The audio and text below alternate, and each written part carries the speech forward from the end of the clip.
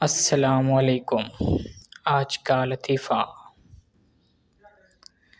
ایک انگریز پر بجلی کی تار گر گئی۔ تڑپ تڑپ کر مرنے والا تھا کہ بجلی چلی گئی۔ وہ خوشی سے اٹھ کر بھاگا اور بولا، پاکستان زندہ باد۔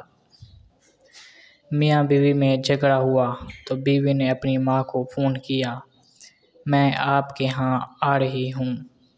ماں نے کہا، اسے اپنے کیے کی سزا ملنی چاہیے، تم وہیں ٹھہرو، میں تمہارے ہاں آ رہی ہوں۔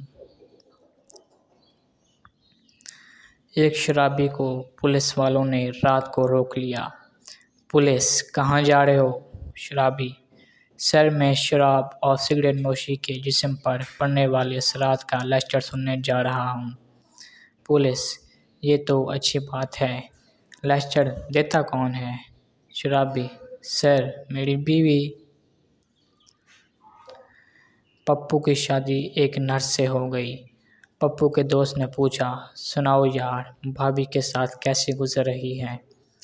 پپو، یار میں تو پھنس گیا ہوں، جب تک سسٹر نہ کہوں سنتے ہی نہیں۔ بچہ، ماما مجھے اس دکان سے پٹاخے چاہیے۔